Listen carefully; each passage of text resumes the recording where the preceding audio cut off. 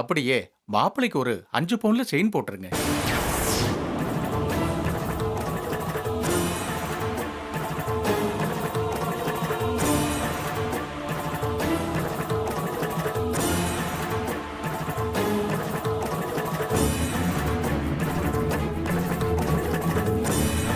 அதே மாதிரி உங்க பொண்ணுக்கு ஒரு 10 பவுன்ல ஏதாவது நகை போட்டுருங்க.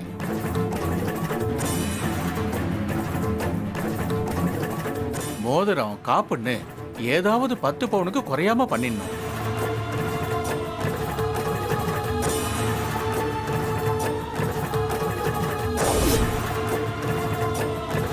என்ன பொண்ணோட அப்பா ரொம்ப அமைதியா இருக்கீங்க?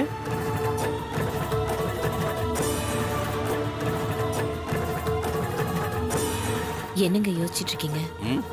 சரின்னு சொல்லுங்க. சரிங்க ஐயா.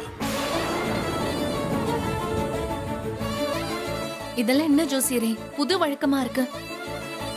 நான் இது வரைக்கும் கேள்விப்பட்டதே இல்லையே. இல்ல, எனக்கும் அதான் புரியல. ஜோசியரே, தாலி பிரிச்சு கோக்குற சடங்குல இதெல்லாமா இருக்கு? அப்படி இல்லைங்க. பொதுவா ஒரு சடங்கு செய்யும் போது அதோட பலனை அனுபவிக்க சில விஷயங்களை செய்யணும்னு சொல்லுவோம். வெள்ளிக்கிழமை பண்றீங்க, அன்னைக்கு சடங்க சாதாரணமா பண்ணாம ஆபரணங்களை தங்கத்தை சேர்த்து பண்ணா அந்த தம்பதிகள் செல்வ செழிப்பு குறையாம வாழ்வாங்க அப்படிங்கிறது ஒரு ஐதீகம். அதான் சொன்னேன், நீங்க பண்ணிடுங்க.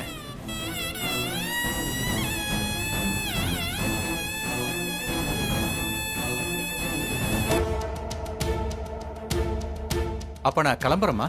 எல்லாம் நல்லபடியா நடக்கட்டும். சந்தோஷம். ஒரு நிமிஷம். என்னங்க?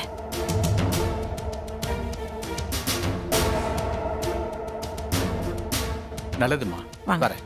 எல்லாருக்கும் வரேன். வாங்க.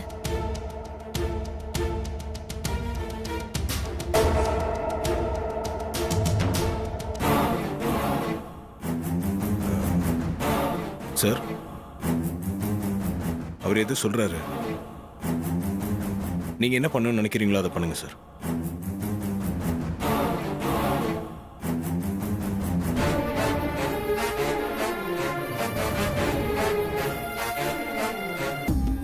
ஜோசியரே, கொஞ்சம் நில்லுங்க. சூப்பர், நான் சொன்ன மாதிரியே பிச்சு உதறிட்டீங்க. ரொம்ப தேங்க்ஸ். வெறும் தேங்க்ஸுக்கெல்லாம் இப்படி பண்றது வழக்கம் இல்லையே. ஆமா ஆமா, இந்தாங்க பிடிங்க. சந்தோஷமா, வரேன்.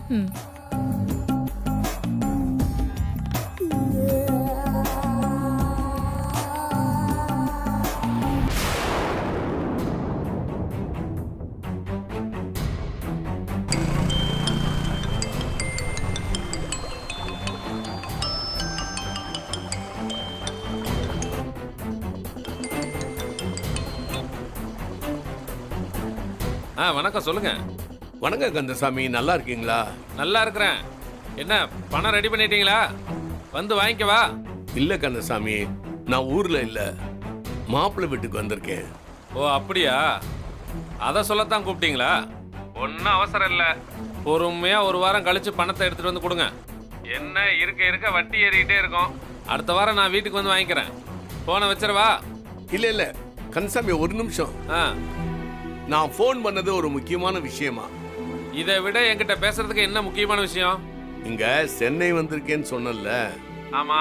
மகளுக்கும் மாப்பிள்ளைக்கும் சீர் அதிகதுன்னு செலவு கைக்கு மீறி போய்கிட்டு இருக்கு. இப்ப அவசரமா நாளைக்குள்ள ஒரு 5 லட்சம் ரூபாய் தேவைப்படுது. அதான் உங்ககிட்ட கேட்கலாம்னு போன் பண்ணேன். என்ன தர்மலிங்கம், எங்கேயோ போய் உட்கார்ந்துக்கிட்டு அசால்ட்டா 5 லட்சம் ரூபாய் வேணும்னு கேக்குறீங்க? நீ கல்யாணத்துக்கு வாங்கின 1 லட்சத்தையே தருவியா தரமாட்டியான்னு உன் வீட்டுக்கு வந்து வந்து போயிட்டு இருக்கேன்.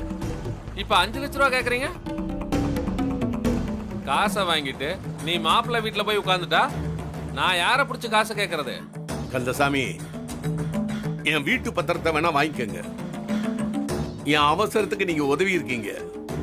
உங்ககிட்ட கை நீட்டி காசு வாங்கியிருக்கேன். உசுரை கொடுத்தாவது நான் திருப்பி கொடுத்துருவேன். இல்லைன்னா என் வீடு உங்களோடது.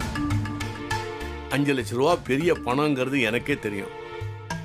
அதனாலதான் உங்ககிட்ட கேட்கிறேன். என் பொண்ணோட வாழ்க்கை உங்க கையில இருக்கு. முடியாதுன்னு மட்டும் சொல்லிடாத கந்தசாமி. எனக்கு ஒன்ன விட்டா வேற யாருக்கிட்ட கேட்கறதுன்னு தெரியல.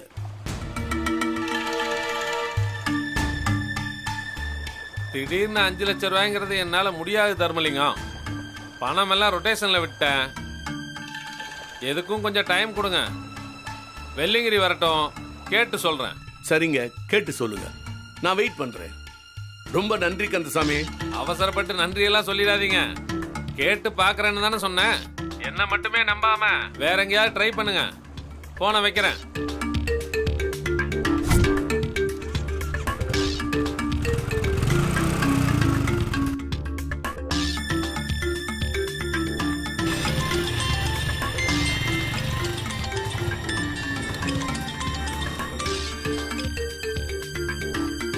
வணக்கம் தர்மலிங்கம், என்ன விஷயம்? தங்கவேலு, ஒரு அவசரம். உடனடியா ஒரு 5 லட்சம் ரூபாய் பணம் தேவைப்படுது. எவ்வளவு வட்டினாலும் பரவாயில்ல. நான் திரும்ப கூப்பிட்றேன். வட்டியோட திருப்பி கொடுத்துட்றேன். பத்திரத்துல வேணா கையெழுத்து போட்டு தரேன். என்னப்பா 5 லட்ச ரூபா கடனா கேட்குற அளவுக்கு உனக்கு என்ன உயிர் போற அளவுக்கு பிரச்சனை? உனக்கு என்ன அவசரம் வேணா இருக்கட்டும், என்கிட்ட 5 லட்ச ரூபா பணம் இல்ல. உனக்கு கொடுத்தாலும் நீ திருப்பி தர மாட்டியே. போன வைப்பா. என்கிட்ட கேட்ட மாதிரி வேற யார்ட்டையும் கேட்டுறாத. உன்னை நம்பி அவ்வளவு பெரிய தொகையை யார் தருவா?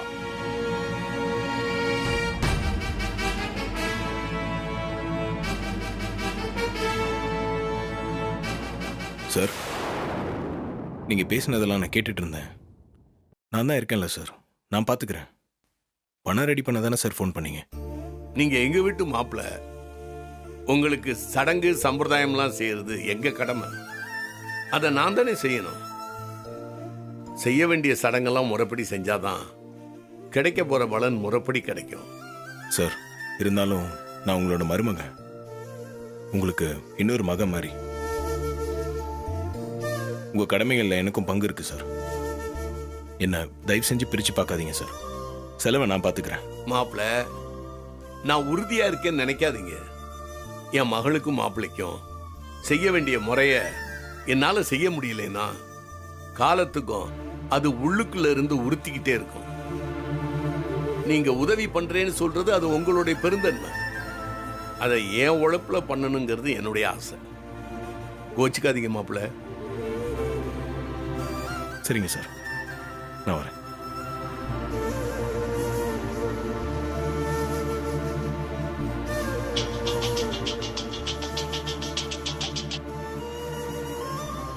கந்தசாமி, சொல்லுங்க. உங்க போனுக்காகத்தான் நான் காத்துக்கிட்டு இருக்கேன். பணம் கிடைச்சதா? பொண்ணு விஷயம்னு சொல்லிட்டீங்க, அதான் மனசு கேட்கல. உடனே நான் பணத்தை பரட்டிட்டேன். ரொம்ப நன்றி கந்தசாமி. கடவுள் மாதிரி கை கொடுத்துட்டீங்க. நிச்சயமா நான் சொல்ல காப்பாத்துவேன். என்ன பண்றதுன்னு தெரியாம நான் பதறிக்கிட்டு இருந்தேன். ரொம்ப நன்றி கந்தசாமி.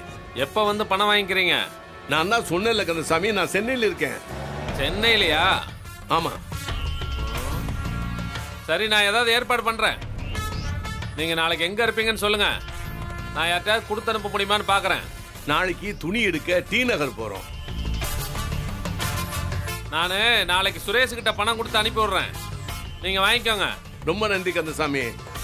இந்த உதவியை காலத்துக்கும் மறக்க மாட்டேன். ரொம்ப நன்றி. ஓகே. நாளைக்கு என்ன நடக்க போகுதுன்னு நீங்க உணர்ச்சி வசப்பட்டு பேசிட்டு இருக்கீங்க. சடங்கு நடத்த போறீங்களா? பாப்போம் எப்படி நடத்துறீங்கன்னு.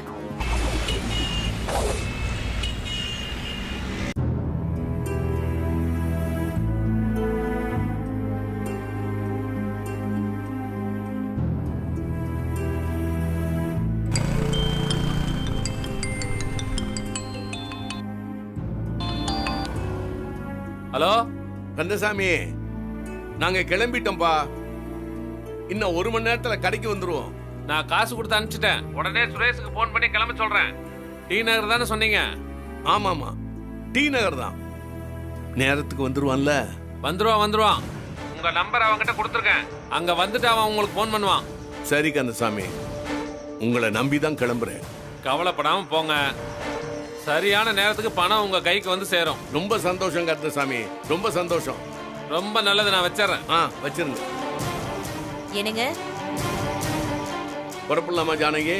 போலாங்க. மைதிலி, இதோ வந்துட்டேன் அத்தை. போலாமா மைதிலி? தீபாவை கூப்பிடு. இதோ வரா. தீபா,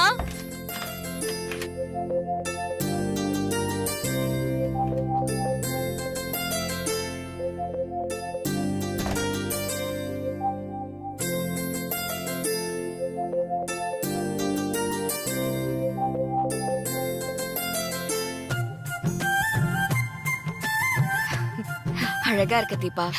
நீங்களும் தான் அண்ணி. வாங்க போலாம். ம் ம்.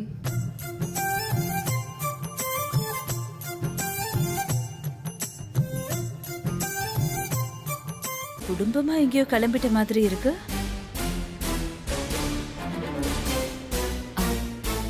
ஏங்க அபிராமி அம்மா கிட்ட ஒரு வார்த்தை சொல்லிடுங்க. சம்மந்தி அம்மா எங்க?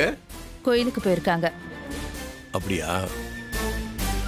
வளசரவாக்கம் பொன்னியம்மன் கோயில்ல தாலி பிரிச்சு கோக்குற சடங்கு வைக்கலாம்னு இருக்கோம்.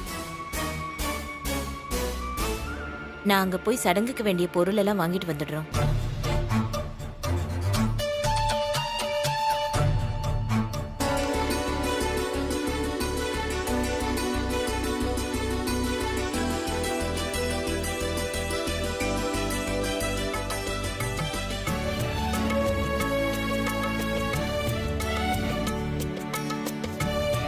சாரி சார், உங்களை வெயிட் பண்ண வச்சிட்டேன்.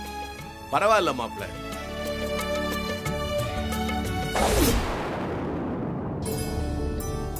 அண்ணி, அம்மா எங்க? அத்தை கோயிலுக்கு போயிருக்காங்க. சரி, அம்மா வந்தாங்கன்னா நான் இவங்க கூட வெளியே போயிருக்கேன்னு சொல்லிடுங்க. ம். போலாம் சார். சரிங்க மாப்பிள்ள. வாங்கப்பா. மைதிலி நீங்க போயிட்டு இருங்க, நான் வந்துடுறேன். சரிங்க அத்தை. நீங்க போங்க, நான் வரேன். சரி.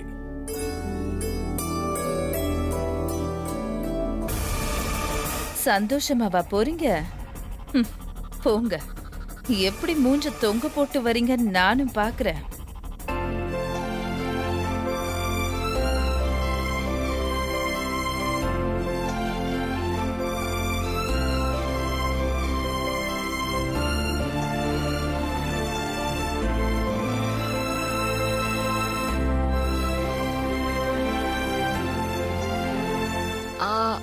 மாமா ம்? மாமா என்னம்மா? அவங்க 2 பேரும் ஜோடி அந்த கார்ல போகட்டும் மாமா. நம்ம இந்த கார்ல போலாமே. அப்படியா? சரிம்மா. மாப்பிள்ள, நீங்க அந்த கார்ல போங்க, நாங்க இதுல வந்துடுறோம். இல்ல பரவாயில்ல சார், நீங்க வாங்க, நம்ம இந்த கார்லயே போயிடலாம். இல்ல இல்ல, நாங்க வசதியா இதுலயே வரோமே.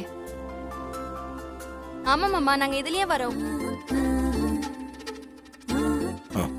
சரிங்க, நீங்க உட்காருங்க.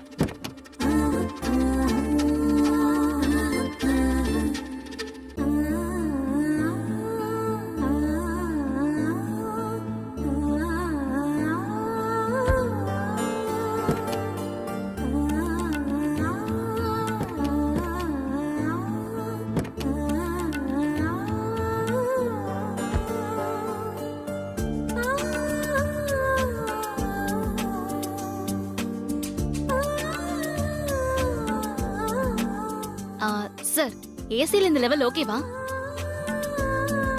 ம், ஓகேங்க. ஓகே சார், போலாம்.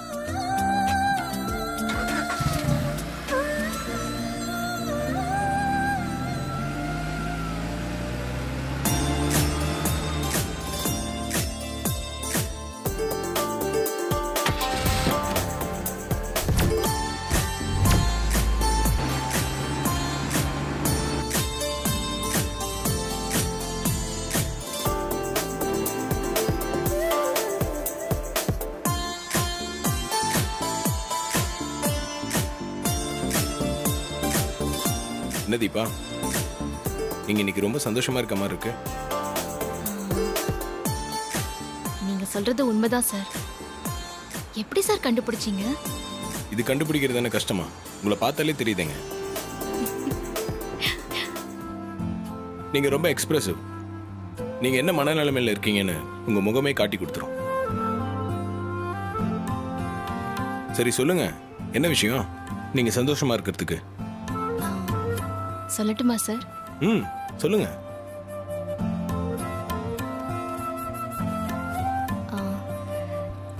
இல்ல சார், இந்த கார்ல இதுக்கு முன்னாடியும் நான் உட்கார்ந்து வந்திருக்கேன். ஆனா அப்பெல்லாம் ஒரு கம்ஃபர்டபுளா ஃபீல் பண்ணதே இல்லை. அப்பெல்லாம் என் மனசுல உறுத்திக்கிட்டே இருந்துச்சு. நான் தப்பு பண்ணவளா தானே எல்லாருமே நினைச்சிட்டு இருந்தாங்க. இன்னைக்கு நீங்க நல்ல விதமா பேசினா கூட என் மனசுல என்ன தோணும் தெரியுமா? கார்த்திக் சார் என் மேல உள்ள பரிதாபத்துல தான் நல்ல விதமா பேசுறாரே தவிர அடி மனசுல அவருக்கும் என் மேல ஒரு டவுட் இருக்குதானே செய்யும்னு எனக்கு தோணிட்டே இருக்கும். அப்பெல்லாம் மனசுல உண்மையை சீக்கிரம் கண்டுபிடிக்கணும், என் மேல எந்த தப்பும் இல்லைன்னு நிரூபிக்கணும், நிஜமாவே நான் நிரபராதின்னு எல்லாருக்கும் தெரியணுங்கிற பதட்டம் இருக்கும். அந்த பயம்தான் என் மனசுல ஓடிக்கிட்டே இருந்துச்சு சார். அதனால இந்த கார்ல எனக்கு சகஜமா கேஷுவலா ரிலாக்ஸா உட்காந்துட்டு வர முடியாது சார். ஆனா இப்ப ரொம்ப சந்தோஷமா வரேன் சார். என்னங்க இப்படி சொல்லிட்டீங்க? ஆமா சார். ஆனா இன்னைக்கு அப்படி இல்ல, மனசு ரொம்ப ரிலாக்ஸா இருக்கு. இப்போவாது வெளிப்படையா பேசுனீங்களே தீபா.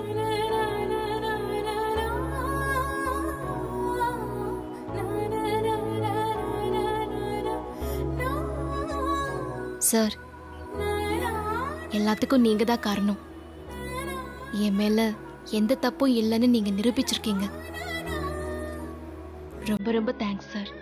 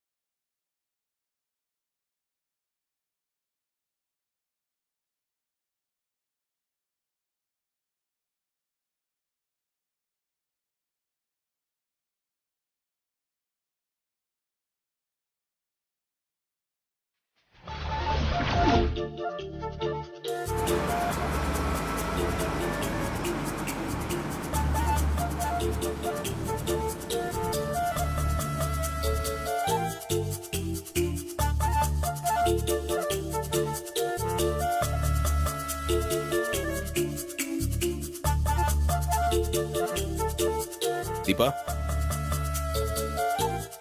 தீபா. சார், என்னாச்சுங்க? இறங்குற மாதிரி ஐடியா இல்லையா? ஓ அதுக்குள்ள வந்துட்டோமா? இவ்ளோ பக்கத்துல கடை இருக்கும்னு நான் நினைக்கவே இல்லை சார். இவ்வளோ பக்கத்துல கடை இருக்கா? ஏங்க, ஆல்மோஸ்ட் 45 மினிட்ஸ் இங்க வந்திருக்கோங்க. பக்கத்துலன்றீங்க. ஓ 45 மினிட்ஸ் ஆயிடுச்சா? எனக்கு என்னமோ இப்பதான் கார்ல உட்கார்ந்த மாதிரி இருக்கு. ஏன் சார் அப்படி பாக்குறீங்க? இல்ல, நீங்க பிசிக்கலா கார்ல உட்காந்துக்கிட்டு மென்டலி வேற எங்கேயோ டிராவல் பண்ணிட்டு இருக்கீங்களோன்னு நினைச்சேன். டவுட் இருந்துச்சு, ஆனா இப்ப எல்லாம் கிளியர் ஆயிடுச்சு.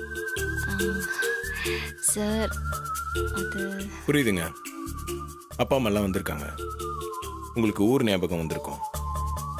அவங்க கூட இருந்த டைம்லாம் யோசிச்சு பார்த்துருப்பீங்க. நான் வாழ்ந்த வாழ்க்கையை பத்தி யோசிக்கல சார். உங்க கூட இனிமே வாழ போற வாழ்க்கையை பத்தி யோசிக்கிறேன். நீங்க என் கூடவே இருந்தா 45 நிமிஷம் இல்ல 45 வருஷம் ஆனாலும் எனக்கு பெருசா தெரியாது சார். ஏங்க, எனக்கு திரும்ப யோசிக்க ஆரம்பிச்சிட்டீங்க? சாரி சார், ஏதோ ஒரு ஞாபகம். Sorry sorry sorry. சரி, அதுக்கே பதறீங்க. இறங்க.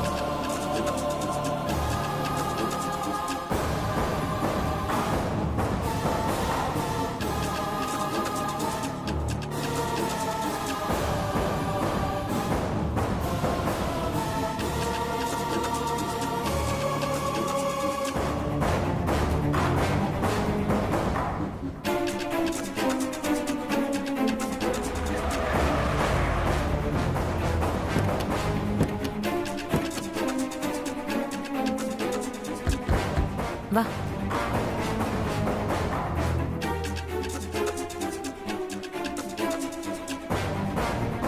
வாங்க வாங்க, நீங்க எப்படி பர்ச்சேஸ் பண்ணி முடிக்கிறீங்கன்னு நான் பாத்துடுறேன்.